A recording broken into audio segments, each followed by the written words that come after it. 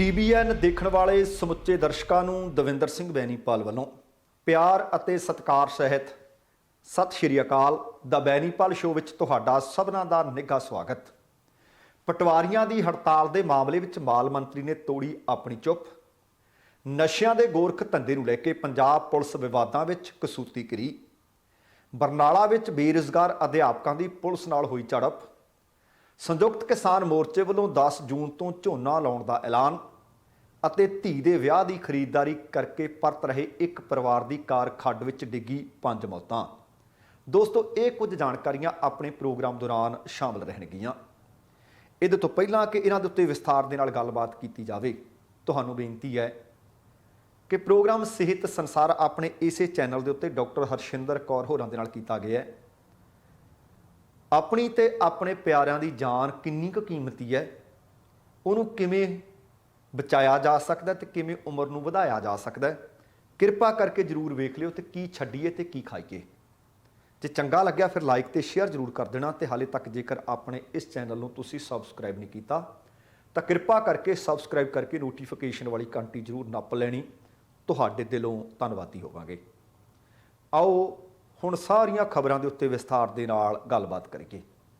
ਬੀਤੇ ਕਈ ਦਿਨ ਤੋਂ ਤੁਹਾਨੂੰ ਪਤਾ ਕਿ ਪਟਵਾਰੀ ਹੜਤਾਲ ਤੇ ਬੈਠੇ ਆ, ਕਾਨੂੰਗੋ ਹੜਤਾਲ ਤੇ ਬੈਠੇ ਆ। ਹੁਣ ਇਸ ਮਸਲੇ ਦੇ ਉੱਤੇ ਪੰਜਾਬ ਦੇ ਮਾਲ ਮੰਤਰੀ ਬ੍ਰਹਮ ਸ਼ੰਕਰ ਜਿੰਪਾ ਨੇ ਪਟਵਾਰੀਆਂ ਨੂੰ ਅਪੀਲ ਕੀਤੀ ਹੈ ਕਿ ਕੰਮ ਤੇ ਪਰਤਿਓ ਬਈ, ਤੇ ਨਾਲ ਇਹ ਵੀ ਆਖਿਆ ਕਿ ਜਿਹੜੇ ਲੋਕ ਭ੍ਰਿਸ਼ਟ ਨੇ, ਭ੍ਰਿਸ਼ਟ ਤੱਤਾਂ ਦਾ ਸਮਰਥਨ ਨਾ ਕਰੋ।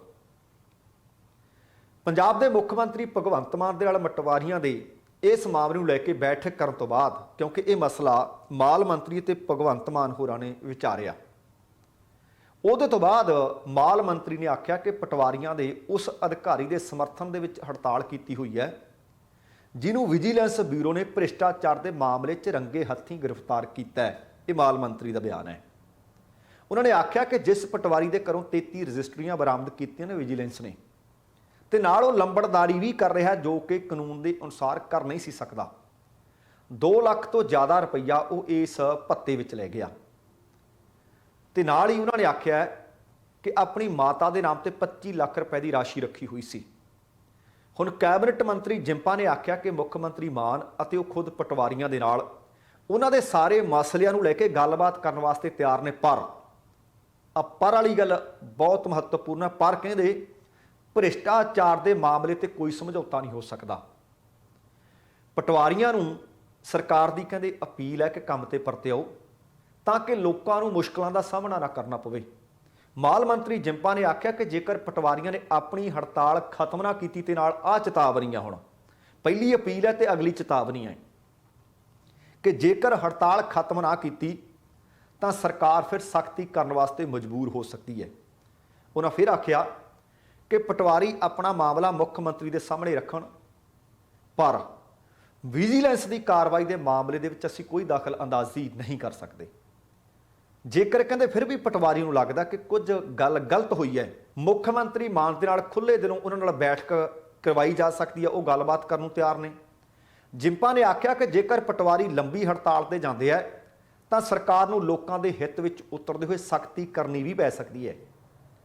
ਸਰਕਾਰ ਮਾਲੀਆ ਅਤੇ ਤਹਿਸੀਲਾਂ ਦਾ ਜਿਹੜਾ ਕੰਮਕਾਜ ਆ ਉਹ ਪ੍ਰਭਾਵਿਤ ਨਹੀਂ ਹੋਣ ਦੇਵੇਗੀ। ਉਹਨਾਂ ਕਿਹਾ ਕਿ ਉਹਨਾਂ ਦੀ ਹੜਤਾਲ ਉਚਿਤ ਨਹੀਂ ਉਹ ਮੰਨਦੇ। ਸਰਕਾਰ ਦੇ ਦਰਵਾਜ਼ੇ ਪਰ ਗੱਲਬਾਤ ਵਾਸਤੇ ਹਮੇਸ਼ਾ ਖੁੱਲ੍ਹੇ ਹੈ। ਸਰਕਾਰ ਕਦੇ ਵੀ ਅੜੀਅਲ ਰੁਖ ਨਹੀਂ ਅਪਣਾਉਂਦੀ, ਸਗੋਂ ਖੁੱਲ੍ਹੇ ਦਿਲ ਦੇ ਨਾਲ ਉਹਨਾਂ ਦੇ ਨਾਲ ਗੱਲਬਾਤ ਵਾਸਤੇ ਤਿਆਰ ਹੈ। ਪਰ ਜੋ ਗੱਲ ਗਲਤ ਹੈ ਉਹ ਕਹਿੰਦੇ ਗਲਤ ਰਹੂ। ਜਿੰਪਾ ਨੇ ਇਹ ਵੀ ਆਖਿਆ ਕਿ ਘੱਟ ਤੋਂ ਘੱਟ ਪਟਵਾਰੀਆਂ ਨੂੰ ਜਨਤਾ ਦੇ ਹਿੱਤਾਂ ਦਾ ਧਿਆਨ ਰੱਖਣਾ ਚਾਹੀਦਾ ਹੈ। ਉਹਨਾਂ ਕਿਹਾ ਕਿ ਸਰਕਾਰ ਜਨਤਾ ਦੇ ਹਿੱਤਾਂ ਨੂੰ ਲੈ ਕੇ ਕੋਈ ਸਮਝੌਤਾ ਨਾ ਕਰੇਗੀ, ਨਾ ਕਰ ਰਹੀ ਹੈ। ਤੇ ਨਾਲ ਇਹ ਵੀ ਜਾਣਕਾਰੀ ਮਿਲੀ ਹੈ ਦੂਸਰੇ ਪਾਸੇ ਪੰਜਾਬ ਭਰ ਦੇ ਪਟਵਾਰੀ ਤੇ ਕਾਨੂੰਗੋ ਤਾਂ ਸਮੂਹਕ ਛੁੱਟੀ ਤੇ ਨੇ। ਉਹਨਾਂ ਤੋਂ ਬਾਅਦ ਹੁਣ ਇਹਨਾਂ ਦੇ ਅੰਦੋਲਨ ਨੂੰ ਮਾਲ ਅਫਸਰਾਂ ਦਾ ਵੀ ਸਮਰਥਨ ਮਿਲ ਗਿਆ, ਜਿਸ ਦੇ ਕਾਰਨ ਅੱਜ 9 ਮਈ ਤੋਂ ਤਹਿਸੀਲ ਦਫ਼ਤਰਾਂ ਦੇ ਵਿੱਚ ਰਜਿਸਟਰੀਆਂ ਤੇ ਇੰਤਕਾਲਾਂ ਤੇ ਜਾਂ ਹੋਰ ਪ੍ਰਮਾਣ ਪੱਤਰ ਜਿਹੜੇ ਬਣਾਏ ਜਾਂਦੇ ਨੇ ਉਹਨਾਂ ਦਾ ਕੰਮਕਾਜ ਵੀ ਅੱਜ ਤੋਂ ਠੱਪ ਹੋ ਜਾਣਾ ਹੈ ਅਤੇ ਉਹਨਾਂ ਨੇ ਵੀ ਅੱਜ ਤੋਂ ਉਹਨਾਂ ਦੇ ਹੱਕ ਵਿੱਚ ਹੜਤਾਲ ਤੇ ਜਾਣ ਦਾ ਫੈਸਲਾ ਕਰ ਲਿਆ ਹੈ। ਹੁਣ ਦੇਖਦੇ ਹਾਂ ਕਿ ਪਟਵਾਰੀਆਂ ਵਾਲੇ ਪਾਸਿਓਂ ਵੀ ਪ੍ਰੈਸ਼ਰ ਵੱਧ ਰਿਹਾ ਹੈ। ਅਸਲ ਦੇ ਵਿੱਚ ਤੁਹਾਨੂੰ ਵੀ ਪਤਾ ਹੋਣਾ ਹੈ ਕਿ ਇੱਕ ਪਟਵਾਰੀ ਜਿਨ੍ਹਾਂ ਦੇ ਉੱਤੇ ਵਿਜੀਲੈਂਸ ਨੇ ਛਾਪਾ ਮਾਰਿਆ, ਗ੍ਰਿਫਤਾਰੀ ਕੀਤੀ ਹੋਈ ਹੈ, ਉਹਨਾਂ ਦੇ ਉੱਤੇ ਹੈ ਕਿ ਉਹ ਰਿਸ਼ਵਤ ਲੈਂਦੇ ਸੀ। ਉਹਨਾਂ ਦੇ ਹੱਕ ਦੇ ਵਿੱਚ ਇਸ ਵਕਤ ਪਟਵਾਰੀ, ਕਾਨੂੰਗੋ ਅਤੇ ਮਾਲ ਮੰਤਰੀ ਹੜਤਾਲ ਕਰਕੇ ਬੈਠੇ ਆ। ਵੇਖਦੇ ਹਾਂ ਕਿ ਇਸ ਮਸਲੇ ਦੇ ਵਿੱਚੋਂ ਨਿਕਲ ਕੇ ਕੀ ਸਾਹਮਣੇ ਆਉਂਦਾ ਹੈ, ਕਿਉਂਕਿ ਪਟਵਾਰੀ ਦਾ ਪਰਿਵਾਰ ਕਹਿੰਦਾ ਹੈ ਕਿ ਉਹ ਬੇਦਾਗ ਨੇ, ਉਹਨਾਂ ਨੂੰ ਜਾਣ ਬੁੱਝ ਕੇ ਫਸਾਇਆ ਜਾ ਰਿਹਾ ਹੈ। ਦੂਸਰੇ ਪਾਸੇ ਵਿਜੀਲੈਂਸ ਤੇ ਡੀਐਸਪੀ ਨੇ ਇੱਕ ਪ੍ਰੈਸ ਕਾਨਫਰੰਸ ਕਰਕੇ ਕੁਝ ਸਬੂਤ ਦਿੱਤੇ ਸੀ ਕਿ ਆ ਉਹਨਾਂ ਦੇ ਖਿਲਾਫ ਪਿਆ। ਤੇ ਅਗਲੀ ਖਬਰ ਹੈ ਜਿਹੜੀ, ਪੰਜਾਬ ਪੁਲਿਸ ਸੱਚਮੁੱਚ ਕਸੂਤੀ ਘਿਰ ਗਈ ਹੈ, ਵਿਵਾਦਾਂ 'ਚ ਘਿਰ ਗਈ ਹੈ। ਕਿਉਂਕਿ ਨਸ਼ਿਆਂ ਦੀ ਗੱਲ ਜਦੋਂ ਚੱਲਦੀ ਹੈ ਤਾਂ ਪੰਜਾਬ ਦੇ ਵਿੱਚ ਸੱਚਮੁੱਚ ਨਸ਼ੇ ਬਹੁਤ ਵੱਡੇ ਪੈਮਾਨੇ ਤੇ ਨੇ। ਆਪਾਂ ਕੱਲ ਵੀ ਖਬਰ ਪ੍ਰੋਗਰਾਮ ਦੌਰਾਨ ਸਾਂਝੀ ਕੀਤੀ ਸੀ ਕਿ ਕਈ ਪਿੰਡਾਂ ਦੀਆਂ ਪੰਚਾਇਤਾਂ ਲਿਖ ਕੇ ਦੇ ਰਹੀਆਂ ਨੇ ਕਿ ਬੰਦ ਕਰੋ। ਕਈਆਂ ਥਾਵਾਂ ਦੇ ਉੱਤੇ 2-2 ਕਿਲੋਗ੍ਰਾਮ, 3-3 ਕਿਲੋਗ੍ਰਾਮ, 6-6 ਕਿਲੋਗ੍ਰਾਮ ਹੈਰੋਇਨ ਪਕੜੀ ਜਾ ਰਹੀ ਹੈ, ਫੜੀ ਜਾ ਰਹੀ ਹੈ। ਤੇ ਹੁਣ ਪੰਜਾਬ ਪੁਲਿਸ ਅਕੈਡਮੀ ਆ ਜਿਹੜੀ ਉਹਨਾਂ ਦੀ ਫਲੋਰ, ਅਸਲ ਦੇ ਵਿੱਚ ਨਸ਼ੇ ਦਾ ਵੱਡਾ ਨੈਟਵਰਕ ਉੱਥੋਂ ਫੜਿਆ ਗਿਆ। ਹੁਣ ਜਦੋਂ ਇਹ ਗੱਲ ਸਾਹਮਣੇ ਆ ਗਈ ਤੇ ਵੱਡੇ ਅਧਿਕਾਰੀ ਹਰਕਤ ਦੇ ਵਿੱਚ ਆ ਗਏ ਹੈ ਤੇ ਮਾਮਲੇ ਦੀ ਪਤਾ ਲੱਗਿਆ ਕਿ ਜਾਂਚ ਸ਼ੁਰੂ ਕਰ ਦਿੱਤੀ ਹੈ। ਤੇ ਇਹ ਵੀ ਜਾਣਕਾਰੀ ਹੈ ਕਿ ਜਿਸ ਤਰ੍ਹਾਂ ਆਪਾਂ ਕਹਿੰਦੇ ਹੁੰਦੇ ਹਾਂ ਕਿ ਵੱਡੇ ਸਿਆਸਤਦਾਨ, ਪੁਲਿਸ ਅਫਸਰ ਅਤੇ ਆਮ ਲੋਕ, ਇਹ ਨੈਕਸਸ ਹੈ, ਇਹਨਾਂ ਨੂੰ ਤੋੜਨਾ ਬੜਾ ਲਾਜ਼ਮੀ ਹੈ। ਤੇ ਆਹ ਉਸੇ ਤਰ੍ਹਾਂ ਦੇ ਖੁਲਾਸੇ ਹੋ ਰਹੇ ਨੇ। ਜਾਣਕਾਰੀ ਇਹ ਮਿਲੀ ਹੈ ਕਿ ਅਕੈਡਮੀ ਦੇ ਅੰਦਰ ਤੈਨਾਤ ਜਿਹੜੇ ਪੁਲਿਸ ਦੇ ਆਲਾ ਅਧਿਕਾਰੀ ਨੇ, ਉਹ ਆਮ ਲੋਕਾਂ ਨੂੰ ਨਹੀਂ ਸਗੋਂ ਪੁਲਿਸ ਮੁਲਾਜ਼ਮਾਂ ਨੂੰ ਨਸ਼ੇ ਤੇ ਲਾ ਰਹੇ ਹੈ। ਫਿਰ ਨਸ਼ਾ ਉਹਨਾਂ ਨੂੰ ਵੇਚ ਰਹੇ ਹੈ, ਲੱਖਾਂ ਰੁਪਏ ਉਹਨਾਂ ਤੋਂ ਵਸੂਲ ਕਰ ਰਹੇ ਹੈ। ਅਸਲ ਦੇ ਵਿੱਚ ਹੁਣ ਇਹਦੇ ਤੇ ਜਾਂਚ ਵੀ ਬੈਠ ਗਈ ਹੈ, ਪਰ ਜਿਹੜੇ ਹੁਣ ਤੱਕ ਖੁਲਾਸੇ ਹੋਏ ਨੇ ਉਹਦੇ ਕਾਰਨ ਪੁਲਿਸ ਅਕੈਡਮੀ ਇਸ ਵਕਤ ਸੁਰਖੀਆਂ ਤੇ ਹੰਗਾਮਾ ਮਚਿਆ ਪਿਆ। ਨਸ਼ੇ ਦੇ ਸੌਦਾਗਰ ਤੁਸੀਂ ਇਹ ਦੇਖੋ ਕਿ ਕਿੱਥੇ ਤੱਕ ਆਪਣੀ ਅਪਰੋਚ ਕਰ ਚੁੱਕੇ ਨੇ। ਨਸ਼ੇ ਦੇ ਸੌਦਾਗਰ ਪੁਲਿਸ ਅਧਿਕਾਰੀ ਨੇ ਨਾ ਸਿਰਫ ਲੱਖਾਂ ਰੁਪਏ ਵਸੂਲੇ, ਸਗੋਂ ਪੁਲਿਸ ਮੁਲਾਜ਼ਮਾਂ ਨੂੰ ਡਿਊਟੀ ਕਰਨ ਵਾਲਿਆਂ ਨੂੰ ਨਸ਼ਿਆਂ 'ਚ ਡੁਬੋ ਕੇ ਰੱਖ ਦਿੱਤਾ ਹੈ। ਹਾਲਾਤ ਇੰਨੇ ਖਰਾਬ ਹੋ ਗਏ ਆ, ਇੰਨੇ ਕੁ ਖਰਾਬ ਹੋ ਗਏ ਆ ਕਿ ਇਹਨਾਂ ਨਸ਼ਿਆਂ ਦੇ ਕਾਰਨ ਪੁਲਿਸ ਤੇ ਮੁਲਾਜ਼ਮ ਇਸ ਵਕਤ ਹਸਪਤਾਲਾਂ ਦੇ ਵਿੱਚ ਜ਼ਿੰਦਗੀ ਤੇ ਮੌਤ ਦੀ ਲੜਾਈ ਲੜ ਰਹੇ ਹੈ। ਪੁਲਿਸ ਅਕੈਡਮੀ ਫਲੋਰ ਦਾ ਮੈਂ ਜ਼ਿਕਰ ਕਰ ਰਿਹਾ। ਤੁਸੀਂ ਦੇਖੋ ਕਿ ਆਹ ਜਦੋਂ ਹੁਣ ਜਾਣਕਾਰੀ ਸਾਹਮਣੇ ਆ ਗਈ ਹੈ, ਇਹ ਜਾਣਕਾਰੀ ਮੁੱਖ ਮੰਤਰੀ ਤੱਕ ਵੀ ਪਹੁੰਚ ਗਈ, ਮੁੱਖ ਮੰਤਰੀ ਮਾਨ ਅਤੇ ਡੀਜੀਪੀ ਦੇ ਕੋਲ ਵੀ ਪਹੁੰਚ ਗਈ। ਮਾਮਲਾ ਪੁਲਿਸ ਨਾਲ ਜੁੜਿਆ ਹੋਇਆ, ਸਿੱਧਾ ਪੁਲਿਸ ਅਕੈਡਮੀ ਨਾਲ ਜੁੜਿਆ ਹੋਇਆ। ਹੁਣ ਮਹਿਕਮੇ ਦੇ ਅੰਦਰ ਖਾਤੇ ਵੀ ਜਾਂਚ ਚੱਲ ਰਹੀ ਹੈ ਅਤੇ ਬਾਹਰ ਵੀ ਇਹਦੀ ਹੁਣ ਚਰਚਾ ਹੋਣ ਲੱਗ ਪਈ ਹੈ। ਹੁਣ ਤੱਕ ਜਿਹੜੀ ਮੁੱਢਲੀ ਜਾਂਚ ਹੋਈ ਆ ਉਹਦੇ ਵਿੱਚ ਪਤਾ ਲੱਗਿਆ ਕਿ ਜਾਂਚ ਦਾ ਘੇਰਾ ਪਹਿਲਾਂ ਤਾਂ ਅਕੈਡਮੀ 'ਚ ਸੀ ਤੇ ਹੁਣ ਇਹਨੂੰ ਵਿਸ਼ਾਲ ਕੀਤਾ ਜਾ ਰਿਹਾ ਹੈ। ਤੇ ਇਹ ਵੀ ਪਤਾ ਲੱਗਿਆ ਕਿ ਪੁਲਿਸ ਅਕੈਡਮੀ ਦੇ ਵਿੱਚ ਤੈਨਾਤ ਇਸ ਵਕਤ ਕਈ ਜਿਹੜੇ ਮੁਲਾਜ਼ਮ ਨੇ ਉਹ ਇਸ ਡਰੱਗ ਨੈਟਵਰਕ ਦਾ ਹਿੱਸਾ ਨੇ ਤੇ ਸ਼ਿਕਾਰ ਵੀ ਹੋ ਗਏ ਹੈ। ਤੇ ਪੁਲਿਸ ਮੁਲਾਜ਼ਮਾਂ ਦੀ ਹੁਣ ਸੂਚੀ ਤਿਆਰ ਕਰਨੀ ਸ਼ੁਰੂ ਕਰ ਦਿੱਤੀ ਹੈ ਕਿ ਕੌਣ-ਕੌਣ ਸ਼ਾਮਲ ਹੈ, ਕੌਣ-ਕੌਣ ਖਾਂਦਾ ਤੇ ਕੌਣ-ਕੌਣ ਵੇਚਦਾ। ਤੇ ਹੁਣ ਆਹ ਜਦੋਂ ਖਬਰ ਨਿਕਲ ਕੇ ਸਾਹਮਣੇ ਆ ਗਈ, ਪੂਰੇ ਪੁਲਿਸ ਅਧਿਕਾਰੀਆਂ ਦੇ ਹੋਸ਼ ਉੱਡੇ ਪਏ ਨੇ। ਜਾਂਚ ਕਰ ਰਹੇ ਇੱਕ ਅਧਿਕਾਰੀ ਨੇ ਦੱਸਿਆ ਕਿ ਇੱਕ ਸਿਪਾਹੀ ਰੈਂਕ ਦੇ ਪੁਲਿਸ ਮੁਲਾਜ਼ਮ ਨੂੰ ਜੋ ਅਕੈਡਮੀ ਦੇ ਵਿੱਚ ਨਸ਼ਿਆਂ ਦਾ ਸੌਦਾਗਰ ਸੀ, ਉਹਨੇ ਆਪਣੇ ਚੁੰਗਲ ਦੇ ਵਿੱਚ ਪਹਿਲਾਂ ਤਾਂ ਫਸਾਇਆ, ਜਾਲ ਸੁੱਟਿਆ ਉਹਦੇ ਤੇ। ਪੁਲਿਸ ਨੂੰ ਜਿਹੜੇ ਬਿਆਨ ਦਰਜ ਕਰਵਾਏ ਗਏ ਨੇ, ਉਸ ਸਿਪਾਹੀ ਨੇ ਸਨਸਨੀਖੇਜ਼ ਖੁਲਾਸੇ ਕੀਤੇ ਆ ਕਿ ਮੇਰੇ ਨਾਲ ਹੋਇਆ ਕਿਵੇਂ ਹੈ, ਮੈਂ ਨਸ਼ਿਆਂ ਦੀ ਦਲਦਲ ਵਿੱਚ ਧੱਸਿਆ ਕਿਵੇਂ ਹੈ। ਉਸ ਪੁਲਿਸ ਮੁਲਾਜ਼ਮ ਦੇ ਦੱਸਣ ਅਨੁਸਾਰ ਉਹ ਕਹਿੰਦੇ ਪੁਲਿਸ ਅਕੈਡਮੀ ਦੇ ਵਿੱਚ ਉਹਦਾ ਇੱਕ ਸੀਨੀਅਰ ਅਧਿਕਾਰੀ, ਇੱਕ ਸੀਨੀਅਰ ਰੈਂਕ ਦਾ ਅਧਿਕਾਰੀ ਬੀਤੇ 4 ਸਾਲਾਂ ਤੋਂ ਨਸ਼ੇ ਦਾ ਨੈਟਵਰਕ ਚਲਾ ਰਿਹਾ ਹੈ। ਉਹ ਜਿੱਥੇ ਖੁਦ ਨਸ਼ੇ ਦੀ ਵਰਤੋਂ ਕਰਦਾ, ਉੱਥੇ ਉਹ ਮੁਲਾਜ਼ਮਾਂ ਨੂੰ ਨਸ਼ੇ ਦਾ ਆਦੀ ਵੀ ਬਣਾ ਰਿਹਾ ਹੈ ਤੇ ਨਸ਼ਾ ਵੇਚ ਕੇ ਉਹਨਾਂ ਤੋਂ ਲੱਖਾਂ ਰੁਪਏ ਕਮਾ ਵੀ ਰਿਹਾ। ਹੁਣ ਸਵਾਲ ਪੈਦਾ ਹੁੰਦਾ ਹੈ ਕਿ ਉਹਦੇ ਕੋਲ ਨਸ਼ਾ ਕਿੱਥੋਂ ਆਉਂਦਾ। ਇਹਦਾ ਮਤਲਬ ਉਹਦੇ ਬਾਹਰ ਵੀ ਇਸ ਨੈਟਵਰਕ ਨਾਲ, ਨੈਕਸਸ ਨਾਲ ਮੁਕੰਮਲ ਤੌਰ ਤੇ ਸੰਬੰਧ ਨੇ। ਤੇ ਨਾਲ ਉਹਨਾਂ ਨੇ ਆਹ ਜਿਹੜੀ ਗੱਲ ਆਖੀ ਹੈ, ਇਹਦੇ ਤੋਂ ਵੀ ਸਨਸਨੀਖੇਜ਼ ਹੈ ਕਿ ਉਹ ਕੁਝ ਵੱਡੇ ਅਫਸਰਾਂ ਦਾ ਚਹੇਤਾ ਹੈ, ਇਸ ਕਰਕੇ ਉਹਦੇ ਖਿਲਾਫ ਕਾਰਵਾਈ ਤਾਂ ਦੂਰ ਦੀ ਗੱਲ ਹੈ, ਉਹਦੇ ਖਿਲਾਫ ਕੋਈ ਆਵਾਜ਼ ਵੀ ਨਹੀਂ ਚੁੱਕ ਸਕਦਾ, ਉਹਦੇ ਖਿਲਾਫ ਕੋਈ ਬੋਲ ਵੀ ਨਹੀਂ ਸਕਦਾ, ਤੇ ਫਿਰ ਕਾਰਵਾਈ ਉਹਦੇ ਖਿਲਾਫ ਕੀ ਹੋਣੀ ਹੈ। ਉਹਨੇ ਇਹ ਵੀ ਗੱਲ ਆਖੀ ਹੈ ਕਿ ਉਹਦੇ ਵਰਗੇ ਅਕੈਡਮੀ ਦੇ ਵਿੱਚ 8 ਤੋਂ 10 ਪੁਲਿਸ ਮੁਲਾਜ਼ਮਾਂ ਨੂੰ ਤਾਂ ਉਹ ਜਾਣਦਾ ਹੈ ਜਿਨ੍ਹਾਂ ਨੂੰ ਆਹ ਨਸ਼ੇ ਦੀ ਭੈੜੀ ਲੱਤ ਉਸ ਵਿਅਕਤੀ ਨੇ ਲਾਈ ਹੈ ਤੇ ਉਹਨਾਂ ਦੀ ਜ਼ਿੰਦਗੀ ਮੁਕੰਮਲ ਤੌਰ ਤੇ ਉਹਨੇ ਬਰਬਾਦ ਕਰ ਦਿੱਤੀ ਹੈ, ਪਰਿਵਾਰ ਬਰਬਾਦ ਹੋ ਜਾਂਦੇ ਹੈ। ਤੇ ਹੁਣ ਉਹ ਫਸਾਉਂਦਾ ਕਿਵੇਂ ਹੈ, ਨਸ਼ੇ 'ਚ ਲਾਉਂਦਾ ਕਿਵੇਂ ਹੈ ਦੂਸਰਿਆਂ ਨੂੰ। ਉਹਨਾਂ ਨੇ ਦੱਸਿਆ ਕਿ ਸਾਲ 2016 ਤੋਂ ਉਹ ਇਸ ਅਕੈਡਮੀ ਦੇ ਵਿੱਚ ਹੈ। 2017 ਦੇ ਵਿੱਚ ਉਹਦੀ ਪਛਾਣ ਅਕੈਡਮੀ ਦੇ ਵਿੱਚ ਤੈਨਾਤ ਆਪਣੇ ਕਹਿੰਦੇ ਸੀਨੀਅਰ ਅਧਿਕਾਰੀ ਨਾਲ ਹੁੰਦੀ ਹੈ। ਉਸ ਸੀਨੀਅਰ ਅਧਿਕਾਰੀ ਦੇ ਨਾਲ ਜਦੋਂ ਉਹ 31 ਦਸੰਬਰ ਨੂੰ ਡਲਹੌਜ਼ੀ ਜਾ ਰਿਹਾ ਸੀ ਤਾਂ ਰਸਤੇ ਦੇ ਵਿੱਚ ਨਸ਼ੀਲੇ ਪਾਊਡਰ ਦੀ ਪੁੜੀ ਕੱਢਦਾ ਉਹ ਅਤੇ ਇਸ ਪੁਲਿਸ ਅਫਸਰ ਨੂੰ ਜਾਂ ਪੁਲਿਸ ਮੁਲਾਜ਼ਮੀ ਤੁਹਾਡੇ ਇੱਥੇ ਤੱਕ ਕਹਿੰਦੇ ਆ, ਪੁਲਿਸ ਮੁਲਾਜ਼ਮ ਨੂੰ ਦਿਖਾਉਂਦਾ ਕਿ ਆਹ ਲੈ ਯਾਰ ਕਮਾਲ ਦੀ ਚੀਜ਼ ਆ, ਖਾ ਕੇ ਦੇਖ। ਪਰ ਇਹ ਪੁਲਿਸੀਆ ਦੱਸ ਰਿਹਾ ਹੈ ਕਿ ਮੈਂ ਸਾਫ਼ ਇਨਕਾਰ ਕਰ ਦਿੱਤਾ ਕਿ ਮੈਂ ਭਾਈ ਮੈਂ ਤਾਂ ਸ਼ਰਾਬ ਤੱਕ ਨਹੀਂ ਪੀਂਦਾ, ਮੈਂ ਨਹੀਂ ਕੋਈ ਨਸ਼ਾ ਨੁਸ਼ਾ ਕਰਦਾ, ਮੈਂ ਨਹੀਂ ਇਹ ਰਾਹ ਪੈਣਾ। ਪਰ ਕਹਿੰਦਾ ਉਹ ਅਫਸਰ ਨਸ਼ੇ ਦੀ ਪੁੜੀ ਕੱਢ ਕੇ, ਉਹ ਪਾਊਡਰ ਕੱਢ ਕੇ ਬਸ ਉਹਦਾ ਗੁਣਗਾਨ ਹੀ ਕਰਦਾ ਰਿਹਾ। ਕਹਿੰਦੇ ਮੇਰੇ ਤੋਂ ਸੀਨੀਅਰ ਸੀ, ਉਹ ਮੈਨੂੰ ਜਦੋਂ ਵੀ ਮਿਲਦਾ ਤੇ ਵਾਰ-ਵਾਰ ਇੱਕੋ ਹੀ ਗੱਲ ਕਹਿੰਦਾ ਕਿ ਆ ਕਰਕੇ ਤਾਂ ਦੇਖ, ਸਵਾਦ ਤਾਂ ਚੱਖ। ਉਹ ਕਹਿੰਦੇ ਮੈਂ ਕਿਹਾ ਯਾਰ ਮੈਂ ਨਸ਼ੇ ਨੂੰ ਹੱਥ ਨਹੀਂ ਲਾਉਂਦਾ, ਮੇਰੇ ਇਹ ਵਾਸਤਾ ਰੋਗ ਨਹੀਂ। ਰਸਤੇ 'ਚ ਬਸ ਇਹੀ ਗੱਲ ਹੁੰਦੀ ਗਈ। ਕਹਿੰਦੇ ਜਦੋਂ ਡਲਹੌਜ਼ੀ ਤੋਂ ਵਾਪਸ ਆ ਰਹੇ ਸੀ ਉਹਨੇ ਫਿਰ ਉਹੀ ਰੱਟ ਲਾ ਰੱਖੀ ਤੇ ਫਿਰ ਉਹਦੇ ਨਾਲ ਮੇਰੀ ਕਹਿੰਦੇ ਅਕਸਰ ਮੁਲਾਕਾਤ ਵੀ ਹੁੰਦੀ ਰਹਿੰਦੀ ਸੀ। ਜਦੋਂ ਵੀ ਉਹ ਮੈਨੂੰ ਮਿਲਦਾ ਤੇ ਬਸ ਉਹ ਨਸ਼ੇ ਵਾਲੇ ਪਦਾਰਥ ਉਹਨੂੰ ਜ਼ਰੂਰ ਦਿੰਦਾ ਤੇ ਬਸ ਕਹਿੰਦੇ ਸਵਾਦ ਚੱਖਿਆ ਕੀ ਗਿਆ। ਹੌਲੀ ਹੌਲੀ ਨਸ਼ੇ ਦੀ ਭੈੜੀ ਆਦਤ ਦੇ ਵਿੱਚ ਮੈਂ ਫਸ ਗਿਆ। ਫਿਰ ਕਹਿੰਦੇ ਮੇਰੀ ਜ਼ਿੰਦਗੀ ਦਾ ਇੱਕ ਅਹਿਮ ਹਿੱਸਾ ਤੇ ਮੇਰੀ ਇਹ ਖੁਰਾਕ ਬਣ ਗਿਆ। ਜਦੋਂ ਉਹ ਪੂਰੀ ਤਰ੍ਹਾਂ ਨਸ਼ੇ ਦਾ ਆਦੀ ਹੋ ਗਿਆ ਤਾਂ ਇਸ ਵਿਅਕਤੀ ਦੱਸ ਰਿਹਾ, ਇਹ ਪੁਲਿਸ ਵਾਲਾ ਦੱਸ ਰਿਹਾ, ਕਹਿੰਦੇ ਪਹਿਲਾਂ ਤਾਂ ਮੈਨੂੰ ਆਪ ਦਿੰਦਾ ਸੀ, ਪਰ ਜਦੋਂ ਮੈਂ ਆਦੀ ਹੋ ਗਿਆ, ਗਲਤਾਨ ਹੋ ਗਿਆ, ਤਾਂ ਉਹਨੇ ਨਸ਼ਾ ਤਾਂ ਕੀ ਦੇਣਾ ਸੀ, ਮੈਨੂੰ ਮੇਲ ਜੋਲ ਵੀ ਮੇਰੇ ਨਾਲ ਬੰਦ ਕਰ ਦਿੱਤਾ। ਹੁਣ ਨਸ਼ਾ ਨਾ ਮਿਲਣਾ ਕਹਿੰਦੇ ਮੇਰੀ ਹਾਲਤ ਬੁਰੀ ਹੋ ਜਾਂਦੀ ਸੀ। ਹੁਣ ਉਹਨਾਂ ਨੇ ਜਿਹੜਾ ਬਿਆਨ ਦਿੱਤਾ ਉਹਦੇ 'ਚੋਂ ਦੱਸ ਰਿਹਾ ਕਿ ਜਦੋਂ ਮੈਂ ਉਹਨੂੰ ਕਿਹਾ ਕਿ ਯਾਰ ਮੈਨੂੰ ਨਸ਼ਾ ਦੇ, ਹੁਣ ਤਾਂ ਮੈਨੂੰ ਲੋੜ ਹੈ, ਕਹਿੰਦੇ ਉਹਨੇ ਮੈਨੂੰ ਸਾਫ਼-ਸਾਫ਼ ਕਹਿ ਦਿੱਤਾ ਕਿ ਮੁਫਤ 'ਚ ਨਹੀਂ ਮਿਲਦਾ ਹੁੰਦਾ, ਜੇ ਚਾਹੀਦੀ ਹੈ ਆਹ ਕੁੜੀ ਤੈਨੂੰ ਨਸ਼ੇ ਵਾਲੀ ਤਾਂ ਪਹਿਲਾਂ ਪੈਸਿਆਂ ਦਾ ਇੰਤਜ਼ਾਮ ਕਰਕੇ ਲਿਆ। ਫਿਰ ਇਸ ਸਿਪਾਹੀ ਦੇ ਬਿਆਨ ਦੇ ਅਨੁਸਾਰ 2017 ਤੋਂ ਬਾਅਦ ਇਸ ਨਸ਼ੇ ਦੀ ਭੈੜੀ ਲੱਤ ਦੇ ਕਾਰਨ ਹੁਣ ਤੱਕ ਉਹ 12 ਲੱਖ ਰੁਪਏ ਦਾ ਚਿੱਟਾ ਉਸੇ ਹੀ ਆਪਣੇ ਸੀਨੀਅਰ ਤੋਂ ਖਰੀਦ ਕੇ ਪੀ ਚੁੱਕਿਆ ਹੈ।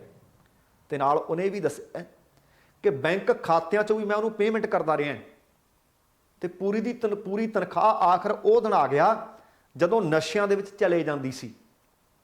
ਹੁਣ ਇਸ ਚਿੱਟੇ ਦੀ ਪੂਰਤੀ ਦੇ ਵਾਸਤੇ, ਨਸ਼ੇ ਦੀ ਪੂਰਤੀ ਦੇ ਵਾਸਤੇ ਉਹ ਕਹਿੰਦਾ ਮੈਂ ਪਰਸਨਲ ਲੋਨ ਵੀ ਲਏ ਤਾਂ ਕਿ ਮੈਨੂੰ ਨਸ਼ਾ ਮਿਲਦਾ ਰਹੇ ਅਤੇ ਲੋਨ ਲੈਣ ਦੇ ਵਾਸਤੇ ਵੀ ਉਸ ਸੀਨੀਅਰ ਅਧਿਕਾਰੀ ਨੇ ਬੈਂਕ ਲੋਨ ਵੀ ਆਪ ਨਾਲ ਜਾ ਕੇ ਦਵਾਇਆ। ਫਿਰ ਉਹਨਾਂ ਨੇ ਇਹ ਵੀ ਦੱਸਿਆ ਕਿ 3,30,000 ਰੁਪਏ ਦਾ ਮੈਂ ਪਰਸਨਲ ਲੋਨ ਵੀ ਲਿਆ, ਉਹਦਾ ਵੀ ਪੂਰਾ ਭੁਗਤਾਨ ਪੁਲਿਸ ਅਧਿਕਾਰੀ ਨੂੰ ਕੀਤਾ। ਮੈਂ 3,30,000 ਦਾ 3,30,000 ਉਸੇ ਸੀਨੀਅਰ ਅਧਿਕਾਰੀ ਦੇ ਬੋਝੇ ਗਿਆ। ਇਹਦੇ ਨਾਲ ਵੀ ਕਹਿੰਦੇ ਗੱਲ ਨਹੀਂ ਬਣੀ। ਪੈਸਾ ਤਾਂ ਫਿਰ ਚਾਹੀਦਾ ਸੀ, ਨਸ਼ੇ ਦੇ ਵਿੱਚ ਮੈਂ ਫਸ ਚੁੱਕਿਆ ਸੀ।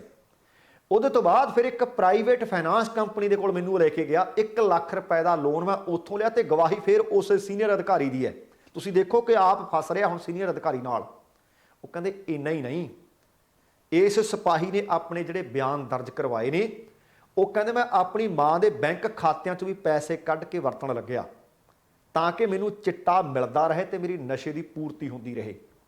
ਹੁਣ ਜਦੋਂ ਆ ਖਬਰ ਵੱਡੇ ਪੈਮਾਨੇ ਤੇ ਪੁਲਿਸ ਅਕੈਡਮੀ ਦੇ ਵਿੱਚੋਂ ਨਿਕਲ ਕੇ ਬਾਹਰ ਆ ਗਈ ਕਿ ਸਾਡੇ ਹੀ ਅਫਸਰ ਵੇਚੀ ਜਾਂਦੇ ਨੇ, ਸਾਡੇ ਹੀ ਮੁਲਾਜ਼ਮ ਖਾਈ ਜਾਂਦੇ ਨੇ, ਉਹ ਲੋਕਾਂ ਨੂੰ ਕਿਵੇਂ ਰੋਕਣਗੇ। ਹੁਣ ਡੀਜੀਪੀ ਦੇ ਮਾਮਲਾ ਧਿਆਨ 'ਚ ਆ ਗਿਆ। ਇਹਨਾਂ ਖੁਲਾਸਿਆਂ ਤੋਂ ਬਾਅਦ ਡੀਜੀਪੀ ਨੇ ਇਸ ਮਾਮਲੇ ਨੂੰ ਪੂਰੀ ਗੰਭੀਰਤਾ ਨਾਲ ਲੈ ਲਿਆ ਤੇ ਕਹਿੰਦੇ ਮਾਮਲੇ ਦੀ ਤਹਿ ਤੱਕ ਜਾਵਾਂਗੇ। ਇਸ ਮਸਲੇ ਦੇ ਉੱਤੇ ਨਿਰਦੇਸ਼ ਜਾਰੀ ਕਰ ਦਿੱਤੇ ਹੈ। ਜਾਣਕਾਰੀ ਇਹ ਵੀ ਮਿਲੀ ਹੈ ਕਿ ਅੱਜ ਸੋਮਵਾਰ ਨੂੰ ਡੀਜੀਪੀ ਖੁਦ ਫਲੋਰ ਅਕੈਡਮੀ ਦੇ ਵਿੱਚ ਜਾ ਸਕਦੇ ਹੈ ਤੇ ਸੰਭਾਵਨਾ ਇਸ ਗੱਲ ਦੀ ਵੀ ਹੈ ਕਿ ਅਕੈਡਮੀ ਦੇ ਵਿੱਚ ਚੱਲ ਰਹੇ ਨਸ਼ਿਆਂ ਦੇ ਇਸ ਗੋਰਖ ਧੰਦੇ ਦੇ ਨਾਲ ਹੋ ਸਕਦਾ ਹੋਰ ਬੇਨਿਯਮੀਆਂ ਵੀ ਸਾਹਮਣੇ ਆਉਣ ਜਾਂ ਉੱਥੇ ਅੰਦਰ ਕੁਝ ਹੋਰ ਅਧਿਕਾਰੀ ਵੀ ਬੋਲ ਸਕਦੇ ਹੈ। ਜਾਣਕਾਰ ਤਾਂ ਇਹ ਵੀ ਦੱਸੀ ਜਾ ਰਿਹਾ ਹੈ ਕਿ ਡੀਜੀਪੀ ਨੂੰ ਇਸ ਸੰਬੰਧੀ ਸਰਕਾਰ ਦੇ ਵੱਲੋਂ ਸਖਤ ਕਾਰਵਾਈ ਦੇ ਨਿਰਦੇਸ਼ ਵੀ ਦੇ ਦਿੱਤੇ ਗਏ ਹੈ। ਡਰੱਗ ਕਹਿੰਦੇ ਰੋਕਣੀ ਹੈ, ਅਕੈਡਮੀਆਂ ਦੇ ਵਿੱਚ ਵੇਚਣੀ ਨਹੀਂ। ਜੇ ਪੁਲਿਸ ਡਰੱਗ ਦਾ ਸ਼ਿਕਾਰ ਹੋਣ ਲੱਗ ਪਈ ਤਾਂ ਫਿਰ ਬਾਹਰਲਿਆਂ ਤੇ ਕਾਬੂ ਕਿਵੇਂ ਪਾਊਗੀ, ਕਿਉਂਕਿ ਵੋਟਾਂ ਦੇ ਵਿੱਚ ਵੀ, ਚੋਣਾਂ ਦੇ ਵਿੱਚ ਵੀ ਬਹੁਤ ਵੱਡਾ ਮੁੱਦਾ ਸੀ ਇਹ। ਹੁਣ ਤੁਸੀਂ ਦੇਖੋ ਕਿ ਇਹ ਵੀ ਪਤਾ ਲੱਗਿਆ ਹੈ ਕਿ ਨਸ਼ੇ ਦਾ ਆਦੀ ਹੋ ਚੁੱਕਿਆ ਇਹ ਪੁਲਿਸ ਮੁਲਾਜ਼ਮ ਤੇ ਕਈ ਹੋਰ, ਜਿਨ੍ਹਾਂ 'ਚ ਇੱਕ ਹੌਲਦਾਰ ਵੀ ਦੱਸਿਆ ਜਾ ਰਿਹਾ ਹੈ, ਜ਼ਿੰਦਗੀ ਦੇ ਮੌਤ ਦੀ ਲੜਾਈ ਲੜ ਰਹੇ ਨੇ। ਇਸ ਵਕਤ ਓਵਰਡੋਜ਼ ਹੋਇਆ ਇਹਨਾਂ 'ਚੋਂ। ਲੁਧਿਆਣਾ ਦੇ ਇੱਕ ਪ੍ਰਾਈਵੇਟ ਹਸਪਤਾਲ ਦੇ ਵਿੱਚ ਦਾਖਲ ਹੈ ਤੇ ਜਿਹੜੀ ਡਾਕਟਰਾਂ ਤੋਂ ਜਾਣਕਾਰੀ ਮਿਲੀ ਆ ਉਹ ਅਤ ਗੰਭੀਰ ਦਰਜੇ ਦੀ ਹੈ। ਉਹ ਕਹਿੰਦੇ ਇਸ ਮੁਲਾਜ਼ਮ ਦੀ ਹਾਲਤ ਇੰਨੀ ਕੁ ਖਰਾਬ ਹੈ ਕਿ ਅਸੀਂ ਦਵਾਈ ਦੇਣੀ ਹੁੰਦੀ ਹੈ, ਅਸੀਂ ਟੀਕਾ ਲਾਉਣਾ ਹੁੰਦਾ ਹੈ, ਨਾੜ ਨਹੀਂ ਲੱਭਦੀ। ਜ਼ਿਆਦਾਤਰ ਨਸਾਂ ਕਹਿੰਦੇ ਡਰੱਗ ਇੰਜੈਕਸ਼ਨ ਦੇ ਕਾਰਨ ਡੈਮੇਜ ਹੋ ਚੁੱਕੀਆਂ ਨੇ ਤੇ ਇਹ ਮੁਲਾਜ਼ਮ ਬੀਤੇ ਕਈ ਦਿਨਾਂ ਤੋਂ ਕੋਮਾ ਵਿੱਚ ਦੱਸਿਆ ਜਾ ਰਿਹਾ ਹੈ ਤੁਸੀਂ ਆਪ हिसाब लाओ कि ਜਿਹੜੇ ਪੁਲਿਸ ਤੇ ਜਿਹੜੇ ਖਾਕੀ ਦੇ ਦਾਗ ਲੱਗਦੇ ਸੀ, ਆ ਖਾਕੀ ਨੰਗੀ ਹੁੰਦੀ ਜਾ ਰਹੀ ਹੈ। ਵੇਖਦੇ ਹਾਂ ਕਿ ਇਸ ਪੁਲਿਸ ਅਕੈਡਮੀ ਦੇ ਉੱਤੇ ਕਿੰਨੀ ਕੁ ਵੱਡੀ ਕਾਰਵਾਈ ਹੁੰਦੀ ਹੈ, ਕਿੰਨੇ ਕੁ ਵੱਡੇ ਛੋਟੇ ਪੁਲਿਸ ਮੁਲਾਜ਼ਮ ਅਧਿਕਾਰੀ ਜਾਂ ਅਫਸਰ ਇਸ ਨੈਕਸਸ ਦੇ ਵਿੱਚੋਂ ਜਿਨ੍ਹਾਂ ਦੇ ਮੂੰਹ ਦੇ ਉੱਤੋਂ ਨਕਾਬ ਲੱਥਦਾ। ਆਉਣ ਵਾਲੇ ਦਿਨਾਂ ਵਿੱਚ ਇਸ ਖਬਰ ਤੇ ਬਾਜ਼ ਅੱਖ ਰੱਖਾਂਗੇ। ਤੇ ਅਗਲੀ ਖਬਰ ਹੈ ਬਰਨਾਲੇ ਵਾਲੇ ਪਾਸਿਓਂ ਮਿਲੀ ਹੈ, ਜਿੱਥੇ ਆਮ ਆਦਮੀ ਪਾਰਟੀ ਦੇ ਬਰਨਾਲਾ ਤੋਂ ਵਿਧਾਇਕ ਵੀ ਨੇ ਅਤੇ ਹੁਣ ਉਹ ਸਿੱਖਿਆ ਮੰਤਰੀ ਨੇ ਗੁਰਮੀਤ ਉਰਫ ਮੀਤ ਹੇਅਰ। ਉਹਨਾਂ ਦੇ ਘਰ ਅੱਗੇ ਕੁੱਟ ਕੁਟਾਪੇ ਦੀਆਂ ਖਬਰਾਂ ਨੇ, ਖਿੱਚ ਧੂ ਦੀਆਂ ਖਬਰਾਂ ਨੇ, ਪੁਲਿਸ ਦੇ ਨਾਲ ਬੇਰੁਜ਼ਗਾਰ ਅਧਿਆਪਕਾਂ ਦੀਆਂ ਝੜਪ ਹੋਣ ਦੀਆਂ ਖਬਰਾਂ ਨੇ। ਉਹਨਾਂ ਦੇ ਘਰ ਦੇ ਅੱਗੇ ਬਸੰਤੀ ਦਸਤਾਰਾਂ ਸਜਾ ਕੇ ਗਏ ਸਨ ਕੁਝ ਬੇਰੁਜ਼ਗਾਰ ਅਧਿਆਪਕ ਅਤੇ ਅਧਿਆਪਕਾਵਾਂ ਉਸੇ ਰੰਗ ਦੀਆਂ ਚੁੰਨੀਆਂ ਲੈ ਕੇ ਗਈਆਂ ਸੀ ਤੇ ਪ੍ਰਦਰਸ਼ਨ ਕਰ ਰਹੀਆਂ ਸੀ। ਤੇ ਇਹ ਬੇਰੁਜ਼ਗਾਰ ਜਿਹੜੇ ਅਧਿਆਪਕ ਨੇ ਇਹ ਪੀਟੀਆਈ ਅਧਿਆਪਕ ਦੱਸੇ ਜਾ ਰਹੇ ਨੇ ਤੇ ਇਹਨਾਂ ਦੀ ਪੁਲਿਸ ਨਾਲ ਧੱਕਾ ਮੁੱਕੀ ਹੋਈ ਹੈ। ਕਈ ਅਧਿਆਪਕਾਂ ਦੇ ਕਹਿੰਦੇ ਕੱਪੜੇ ਤੱਕ ਵੀ ਫਟੇ ਹੈ, ਗਰਮੀ ਡਾਢੀ ਸੀ, ਕਈ ਅਧਿਆਪਕ ਬੇਹੋਸ਼ ਵੀ ਹੋਏ ਹੈ। ਕਈਆਂ ਨੂੰ ਉਸ ਵਕਤ ਪੁਲਿਸ ਨੇ ਗ੍ਰਿਫਤਾਰ ਵੀ ਕੀਤਾ ਹੈ। ਧਰਨੇ ਦੇ ਉੱਤੇ ਪਹੁੰਚੇ ਹੋਏ ਕੁਝ ਪ੍ਰਦਰਸ਼ਨਕਾਰੀਆਂ ਨੇ ਦੱਸਿਆ ਕਿ ਪਿਛਲੀ ਸਰਕਾਰ ਜੋ ਕੁਝ ਕਰਦੀ ਸੀ ਇਹ ਵੀ ਉਸੇ ਤਰ੍ਹਾਂ ਕਰ ਰਹੀ ਹੈ। ਉਹਨਾਂ ਨੇ ਦੱਸਿਆ ਕਿ ਪਿਛਲੀ ਸਰਕਾਰ ਨੇ ਪੀਟੀਆਈ ਅਧਿਆਪਕਾਂ ਦੀਆਂ 2000 ਪੋਸਟਾਂ ਕੱਢੀਆਂ ਸੀ, ਪਰ ਉਹ ਸਰਕਾਰ ਤਾਂ ਚੱਲਦੀ ਗਈ। ਪਰ ਹੁਣ ਪੰਜਾਬ ਦੇ ਵਿੱਚ ਬਣ ਗਈ ਹੈ ਸਰਕਾਰ ਆਮ ਆਦਮੀ ਪਾਰਟੀ ਦੀ, ਪਰ ਇਹਨਾਂ ਨੇ ਹਾਲੇ ਤੱਕ ਪੋਸਟਾਂ ਸੰਬੰਧੀ ਕੋਈ ਪੋਰਟਲ ਖੋਲ੍ਹਿਆ ਹੀ ਨਹੀਂ। ਇਸ ਕਰਕੇ ਉਹ ਸਿੱਖਿਆ ਮੰਤਰੀ ਦੇ ਨਾਲ ਕਹਿੰਦੇ ਗੱਲਬਾਤ ਕਰਨ ਗਏ ਸੀ, ਪਰ ਸਿੱਖਿਆ ਮੰਤਰੀ ਉਹਨਾਂ ਨੂੰ ਮਿਲੇ ਨਹੀਂ। ਸਿੱਖਿਆ ਮੰਤਰੀ ਦੇ ਨਾਲ ਉਹਨਾਂ ਦੀ ਗੱਲਬਾਤ ਨਹੀਂ ਹੋਈ, ਪਰ ਉਹਨਾਂ ਦੀ ਗੱਲਬਾਤ, ਉਹਨਾਂ ਦੀ ਤਕਰਾਰ ਹੋ ਗਈ ਪੰਜਾਬ ਪੁਲਿਸ ਦੇ ਨਾਲ। ਉੱਥੇ ਫਿਰ ਇਹ ਗੱਲਬਾਤ ਤਕਰਾਰ 'ਚ ਬਦਲੀ, ਧੱਕਾ ਮੁੱਕੀ 'ਚ ਬਦਲ ਗਈ। ਕਈ ਅਧਿਆਪਕ ਜ਼ਖਮੀ ਹੋ ਗਏ, ਕਈ ਬੇਹੋਸ਼ ਹੋ ਗਏ। ਪਰ ਉੱਥੇ ਇਹਨਾਂ ਨੇ ਗਿਲਾ ਕੀ ਪ੍ਰਗਟਾਇਆ ਇਹ ਬੇਰੁਜ਼ਗਾਰ ਅਧਿਆਪਕਾਂ ਨੇ। ਉਹ ਕਹਿੰਦੇ ਅਸੀਂ ਬਸੰਤੀ ਰੰਗ ਦੀਆਂ ਪੱਗਾਂ ਅਤੇ ਚੁੰਨੀਆਂ ਲੈ ਕੇ ਆਏ ਸੀ, ਪਰ ਪੁਲਿਸ ਨੇ ਸਾਨੂੰ ਕੁੱਟਿਆ। ਉਹ ਕਹਿੰਦੇ ਸ਼ਹੀਦ ਆਜ਼ਮ ਸਰਦਾਰ ਭਗਤ ਸਿੰਘ ਦਾ ਨਾਮ ਲੈ ਕੇ ਬਸੰਤੀ ਰੰਗ ਦਾ ਚੋਲਾ ਪਾ ਕੇ ਸੱਤਾ ਚਾਹੀਏ ਆਮ ਆਦਮੀ ਪਾਰਟੀ। ਪਰ ਸਰਕਾਰ ਦੇ ਵੱਲੋਂ ਬੇਰੁਜ਼ਗਾਰ ਅਧਿਆਪਕਾਂ ਤੇ ਜਿਹੜੀਆਂ ਜ਼ਿਆਦਤੀਆਂ ਕੀਤੀਆਂ ਜਾ ਰਹੀਆਂ ਨੇ ਇਹ ਤਾਂ ਕਹਿੰਦੇ ਪਹਿਲਾਂ ਕਿਸੇ ਸਰਕਾਰ ਨੇ ਵੀ ਨਹੀਂ ਕੀਤੀਆਂ। ਪਰ ਇਹਨਾਂ ਨੇ ਕਿਹਾ ਸੀ ਕਿ ਹਰੇ ਰੰਗ ਦਾ ਪੈਨ ਤੁਹਾਡੇ ਹੱਕ 'ਚ ਚੱਲੂ, ਪਰ ਕਹਿੰਦੇ ਹਲੇ ਤੱਕ ਉਹ ਚੱਲਿਆ ਹੀ ਨਹੀਂ। ਇਹ ਤਾਂ ਕਹਿੰਦੇ ਅੰਗਰੇਜ਼ਾਂ ਨੂੰ ਮਾਤ ਪਾ ਰਹੇ ਨੇ। ਅਧਿਆਪਕਾਂ ਦਾ ਹੁਣ ਇਹ ਕਹਿਣਾ ਸੀ ਕਿ ਜੇਕਰ ਉਹਨਾਂ ਦੀਆਂ ਮੰਗਾਂ ਨਾ ਮੰਨੀਆਂ ਗਈਆਂ ਉਹ ਉਦੋਂ ਤੱਕ ਸੰਘਰਸ਼ ਜਾਰੀ ਰੱਖਣਗੇ ਜਦੋਂ ਤੱਕ ਇਹ ਮੰਗਾਂ ਉਹਨਾਂ ਦੀਆਂ ਪੂਰੀਆਂ ਮੰਨ ਲਈਆਂ ਜਾਂਦੀਆਂ। ਪਰ ਦੂਸਰੇ ਪਾਸੇ ਬੀਤੇ ਦਿਨੀ ਸਿੱਖਿਆ ਮੰਤਰੀ ਨੇ ਆਖਿਆ ਸੀ ਕਿ ਹਲੇ ਸਮਾਂ ਥੋੜਾ ਹੋਇਆ, ਸਬਰ ਤਾਂ ਕਰੋ, ਅਸੀਂ ਇਕੱਲੀ ਇਕੱਲੀ ਮੰਗ ਤੁਹਾਡੀ ਪੂਰੀ ਕਰਾਂਗੇ। ਪਰ ਖਜ਼ਾਨਾ ਹਲੇ ਭਰਿਆ ਹੀ ਕੁਛ ਨਹੀਂ। ਹਲੇ 50-52 ਦਿਨ ਦੀ ਸਰਕਾਰ ਹੋਈ ਹੈ ਤੇ ਅਸੀਂ ਕਰ ਕੀ ਦਈਏ। ਰਾਤੋਂ ਰਾਤ ਉਹ ਕਹਿੰਦੇ ਸੀ ਕਿਲੇ ਨਹੀਂ ਉਸਰਨੇ। ਪਰ ਇਹਨਾਂ ਦਾ ਆਪਣਾ ਗੁੱਸਾ ਜਾਇਜ਼ ਹੈ, ਪਰ ਦੂਸਰੇ ਪਾਸੇ ਹੋ ਸਕਦਾ ਹੈ ਸਰਕਾਰ ਵੀ ਹਲੇ ਚਾਰਾਜੋਈ ਕਰਦੀ ਹੋਵੇ, ਸਮਾਂ ਤਾਂ ਲੱਗੂ। ਪਰ ਅਸੀਂ ਵੀ ਥੋੜੇ ਤੱਤੇ ਹੋਏ ਪਏ ਹਾਂ, ਪਰ ਕਸੂਰ ਸਾਡਾ ਕੋਈ ਨਹੀਂ। ਪਿਛਲੇ ਕਿੰਨਿਆਂ ਸਮਿਆਂ ਤੋਂ ਅਸੀਂ ਸੱਚਮੁੱਚ ਲਾਰੇ ਹੀ ਸੁਣਦੇ ਆਏ ਹਾਂ। ਪਰ ਇਸ ਸਰਕਾਰ ਦੇ ਖਿਲਾਫ ਲੋਕਾਂ ਦਾ ਹੁਣ ਗੁੱਸਾ ਵਧਣਾ ਸ਼ੁਰੂ ਹੋ ਰਿਹਾ ਹੈ। ਤੇ ਦੂਸਰੇ ਪਾਸੇ ਸੰਯੁਕਤ ਕਿਸਾਨ ਮੋਰਚਾ ਨੇ ਵੀ ਝੰਡੇ 'ਚ ਡੰਡਾ ਪਾ ਲਿਆ। ਸੰਯੁਕਤ ਕਿਸਾਨ ਮੋਰਚੇ ਦੇ ਵਿੱਚ ਸ਼ਾਮਲ ਪੰਜਾਬ ਦੀਆਂ 16 ਕਿਸਾਨ ਜਥੇਬੰਦੀਆਂ, 16 ਕਿਸਾਨ ਜਥੇਬੰਦੀਆਂ ਦੀ ਬਿਜਲੀ ਬੋਰਡ ਦੇ ਚੇਅਰਮੈਨ ਬਲਦੇਵ ਸਿੰਘ ਸਰਾਂ ਅਤੇ ਜਿਹੜੇ ਹੋਰ ਚੀਫ ਇੰਜੀਨੀਅਰ ਸੀ ਉਹਨਾਂ ਦੀ ਮੀਟਿੰਗ ਹੋਈ ਹੈ। ਕਿਸਾਨ ਜਥੇਬੰਦੀਆਂ ਨੇ ਇਸ ਮੀਟਿੰਗ ਦੇ ਵਿੱਚ ਪੰਜਾਬ ਸਰਕਾਰ ਨੇ ਜਿਹੜਾ 18 ਜੂਨ ਤੋਂ ਝੋਨਾ ਲਾਉਣ ਲਈ ਆਖਿਆ ਕਿ ਬਿਜਲੀ ਵਾਸਤੇ ਜ਼ੋਨਲ ਸ਼ਡਿਊਲ ਦਿੱਤੇ ਨੇ, ਇਹ ਕਹਿੰਦੇ ਸਾਨੂੰ ਮਨਜ਼ੂਰ ਨਹੀਂ। ਇਹਨਾਂ ਵਿਚਾਰਾਂ ਦਾ ਪ੍ਰਗਟਾਵਾ ਕੀਤਾ ਦੁਆਬਾ ਕਿਸਾਨ ਕਮੇਟੀ ਦੇ ਪ੍ਰਧਾਨ ਜੰਗਵੀਰ ਸਿੰਘ ਚੌਹਾਨ ਤੇ ਹੋਰ ਵੀ ਜਿਹੜੇ ਕਿਸਾਨ ਆਗੂ ਪਹੁੰਚੇ ਹੋਏ ਸੀ। ਉਹਨਾਂ ਨੇ ਦੱਸਿਆ ਕਿ ਕਿਸਾਨ ਜਥੇਬੰਦੀ ਨੇ 10 ਜੂਨ ਤੋਂ ਝੋਨਾ ਲਾਉਣ ਦਾ ਐਲਾਨ ਕਰ ਦਿੱਤਾ ਤੇ ਸਪਸ਼ਟ ਕਰ ਦਿੱਤਾ ਹੈ ਕਿ ਜੇਕਰ ਸਰਕਾਰ ਨੇ ਆਪਣੀਆਂ ਇਹ ਤਰੀਕਾਂ ਨਾ ਬਦਲੀਆਂ ਤਾਂ 20 ਮਈ ਨੂੰ ਕਿਸਾਨ ਭਵਨ ਚੰਡੀਗੜ੍ਹ ਦੇ ਵਿੱਚ ਮੀਟਿੰਗ ਕੀਤੀ ਜਾਊ ਤੇ ਅਗਲੇ ਸੰਘਰਸ਼ ਵਾਸਤੇ ਤਿੱਖਾ ਐਲਾਨ ਕਰ ਦਿਆਂਗੇ। ਹੁਣ 16 ਦੀਆਂ 16 ਕਿਸਾਨ ਜਥੇਬੰਦੀ ਨੇ ਪੰਜਾਬ ਸਰਕਾਰ ਨੂੰ ਆਖਿਆ ਕਿ ਆਪਣਾ ਇਹ ਸ਼ਡਿਊਲ ਮੁੜ ਵਿਚਾਰੋ। ਨਾਲ ਚੇਤਾਵਨੀ ਵੀ ਦੇ ਦਿੱਤੀ ਹੈ ਕਿ ਜੇਕਰ ਸਰਕਾਰ ਨੇ ਇਹਦੇ ਤੇ ਮੁੜ ਵਿਚਾਰ ਨਾ ਕੀਤੀ ਤਾਂ ਕਿਸਾਨ ਤਿੱਖਾ ਸੰਘਰਸ਼ ਕਰਨ ਵਾਸਤੇ ਮਜਬੂਰ ਹੋਣਗੇ। ਹੁਣ ਅੱਜ ਪੰਜਾਬ ਦੀਆਂ 16 ਕਿਸਾਨ ਜਥੇਬੰਦੀਆਂ ਨੇ 9 ਮਈ ਨੂੰ ਪੰਜਾਬ ਦੇ ਸਾਰੇ ਵਿਧਾਇਕਾਂ ਨੂੰ ਕਿਸਾਨਾਂ ਦੀਆਂ ਮੰਗਾਂ ਸੰਬੰਧੀ ਇੱਕ ਮੰਗ ਪੱਤਰ ਦੇਣਾ ਹੈ ਤੇ ਨਾਲ ਇਹਨਾਂ ਮੰਗਾਂ ਦੇ ਹੱਲ ਵਾਸਤੇ 25 ਮਈ ਤੱਕ ਦਾ ਨਾਲ ਸਮਾਂ ਵੀ ਦੇਣਾ ਅਲਟੀਮੇਟਮ ਹੈ। ਉਹਨਾਂ ਨੇ ਕਿਹਾ ਕਿ ਜੇ 25 ਮਈ ਤੱਕ ਉਹਨਾਂ ਦੀਆਂ ਮੰਗਾਂ ਨਾ ਮੰਨੀਆਂ ਤਾਂ ਉਹ ਬਕਾਇਦਾ ਤੌਰ ਤੇ ਸੰਘਰਸ਼ ਵਿੱਢ ਦੇਣਗੇ ਤੇ ਨਾਲ ਉਹਨਾਂ ਨੇ ਕੁਝ ਕੁ ਹੋਰ ਮੰਗਾਂ ਕੀਤੀਆਂ। ਉਹ ਕਹਿੰਦੇ ਕਣਕ ਦਾ ਝਾੜ ਘਟਿਆ ਗਰਮੀ ਦੇ ਕਾਰਨ, ਇਸ ਕਰਕੇ 10,000 ਰੁਪਏ ਪ੍ਰਤੀ ਏਕੜ ਦੇ ਹਿਸਾਬ ਨਾਲ ਪੰਜਾਬ ਸਰਕਾਰ ਮੁਆਵਜ਼ਾ ਦੇਵੇ। ਅੱਗ ਕਾਰਨ ਬਹੁਤ ਸਾਰੀਆਂ ਕਣਕਾਂ ਨੁਕਸਾਨੀਆਂ ਗਈਆਂ, 40,000 ਰੁਪਏ ਪ੍ਰਤੀ ਏਕੜ ਉਹਦਾ ਮੁਆਵਜ਼ਾ ਦੇਵੇ। ਜਿਹੜੇ ਕਿਸਾਨਾਂ ਦੇ ਨਾੜ ਨੂੰ ਅੱਗ ਲੱਗ ਗਈ, ਉਹ ਨੁਕਸਾਨਿਆ ਗਿਆ, 10,000 ਰੁਪਏ ਪ੍ਰਤੀ ਏਕੜ ਉਹਦਾ ਵੀ ਪੰਜਾਬ ਸਰਕਾਰ ਸਾਨੂੰ ਮੁਆਵਜ਼ਾ ਦੇਵੇ। ਤੇ ਨਾਲ ਗੰਨੇ ਦੀ ਸਬਸਿਡੀ, ਆ ਘੱਟ ਝਾੜ ਸੰਬੰਧੀ ਮੁਆਵਜ਼ਾ, ਇਹਨਾਂ ਮੰਗਾਂ ਦੇ ਨਾਲ ਨਾਲ ਇਹ ਵੀ ਆਖਿਆ ਕਿ 10 ਜੂਨ ਤੋਂ ਬਿਜਲੀ ਦੀ ਨਿਰਵਿਘਨ ਸਪਲਾਈ ਦਿੱਤੀ ਜਾਵੇ ਅਤੇ ਕਿਸਾਨੀ ਮੰਗਾਂ ਪ੍ਰਤੀ ਉਹਨਾਂ ਨੇ ਇਹ ਆਵਾਜ਼ ਤਾਂ ਕੀਤੀ ਹੈ ਬੁਲੰਦ। ਤੇ ਨਾਲ ਜਿਹੜੀ ਪਾਵਰਕਾਮ ਦੇ ਅਫਸਰਾਂ ਦੇ ਨਾਲ ਮੀਟਿੰਗ ਹੋਈ ਹੈ, ਉਹਦੇ ਵਿੱਚ ਆਖ ਦਿੱਤਾ ਕਿ ਸੀਜ਼ਨ ਅਸੀਂ 10 ਜੂਨ ਤੋਂ ਸ਼ੁਰੂ ਕਰ ਦੇਣਾ ਹੈ। ਭਾਵੇਂ ਮੀਟਿੰਗ ਬੇਸਿੱਟਾ ਰਹੀ ਹੈ, ਪਰ ਹੋਰ ਕਈ ਮੰਗਾਂ ਸੀ। ਕਿਸਾਨ ਆਗੂ ਕਹਿੰਦੇ ਅਧਿਕਾਰੀਆਂ ਦਾ ਉਹਨਾਂ ਦੇ ਪ੍ਰਤੀ ਰਵੱਈਆ ਹਾਂ ਪੱਖੀ ਸੀ, ਕਿਉਂਕਿ ਪਾਵਰਕਾਮ ਦੇ ਅਨੁਸਾਰ ਝੋਨੇ ਦੀ ਲਵਾਈ ਲਈ ਉਹਨਾਂ ਦਾ ਜਿਹੜਾ ਪ੍ਰੋਗਰਾਮ ਪੰਜਾਬ ਸਰਕਾਰ ਵੱਲੋਂ ਐਲਾਨਿਆ ਗਿਆ ਕਿ 18 ਜੂਨ ਤੋਂ ਹੀ ਟਾਈਮ ਟੇਬਲ ਦੇ ਮੁਤਾਬਕ 8 ਘੰਟੇ ਬਿਜਲੀ ਸਪਲਾਈ ਹੋਏਗੀ। ਪਰ ਕਿਸਾਨ ਆਗੂ ਕਹਿੰਦੇ ਨਹੀਂ, 10 ਜੂਨ ਤੋਂ ਸਾਨੂੰ 8 ਘੰਟੇ ਬਿਜਲੀ ਦੀ ਸਪਲਾਈ ਚਾਹੀਦੀ ਹੈ। ਜੇ ਪੰਜਾਬ ਸਰਕਾਰ ਨੇ ਇਹ ਤਰੀਕ 'ਚ ਨਾ ਬਦਲਾ ਕੀਤਾ ਤਾਂ ਫਿਰ ਅਸੀਂ ਆਪਣਾ ਸੰਘਰਸ਼ ਵਿੱਢ ਦੇਣਾ ਹੈ। ਹੁਣ ਵੇਖੋ ਕਿ ਪੰਜਾਬ ਸਰਕਾਰ ਝੁਕਦੀ ਹੈ ਜਾਂ ਫਿਰ ਕਿਸਾਨ ਆਗੂ ਆਪਣਾ ਪ੍ਰਦਰਸ਼ਨ ਸ਼ੁਰੂ ਕਰਦੇ ਹੈ। ਪੰਜਾਬ ਸਰਕਾਰ ਤਰਕ ਦੇ ਰਹੀ ਹੈ ਕਿ ਸਿੱਧੀ ਝੋਨੇ ਦੀ ਬਿਜਾਈ ਕਰੋ, ਪਾਣੀ ਦੀ ਜਿੰਨੀ ਕੁ ਬਚਤ ਕੀਤੀ ਜਾ ਸਕਦੀ ਹੈ ਕਰੋ। ਪਰ ਇੱਧਰਲੇ ਪਾਸੇ ਕਿਸਾਨ ਜਥੇਬੰਦੀਆਂ ਕਹਿੰਦੀਆਂ ਸੀ ਨਹੀਂ, ਅਸੀਂ ਝੋਨਾ 10 ਜੂਨ ਤੋਂ ਹੀ ਲਾਉਣਾ ਹੈ। ਪਰ ਦੂਸਰੇ ਪਾਸੇ ਜਲੰਧਰ ਦੇ ਵਿੱਚ ਖੇਤੀਬਾੜੀ ਅਫਸਰ ਇੱਕ ਪ੍ਰੈਸ ਕਾਨਫਰੰਸ ਕਰ ਰਹੇ ਸੀ। ਉਹ ਕਹਿੰਦੇ ਜਲੰਧਰ ਜ਼ਿਲ੍ਹੇ ਦੇ 11 ਦੇ 11 ਜ਼ੋਨ ਡਾਰਕ ਜ਼ੋਨ 'ਚ ਆ ਗਏ ਆ। ਪਾਣੀ ਦੀ ਲਗਾਤਾਰ ਕਿੱਲਤ ਹੁੰਦੀ ਜਾ ਰਹੀ ਹੈ, ਇਸ ਕਰਕੇ ਪਾਣੀ ਬਚਾਉਣ ਵਾਸਤੇ ਸਾਨੂੰ ਉਪਰਾਲੇ ਤਾਂ ਕਰਨੇ ਪੈਣਗੇ। ਅਗਲੀ ਸੱਚਮੁੱਚ ਬਹੁਤ ਵੱਡੀ ਤੇ ਮੰਦਭਾਗੀ ਖਬਰ ਹੈ। ਖਬਰ ਮਿਲੀ ਆ ਉੱਤਰਾਖੰਡ ਤੋਂ। ਉੱਤਰਾਖੰਡ 'ਚ ਪੈਂਦਾ ਟੀਰੀ ਜ਼ਿਲ੍ਹਾ।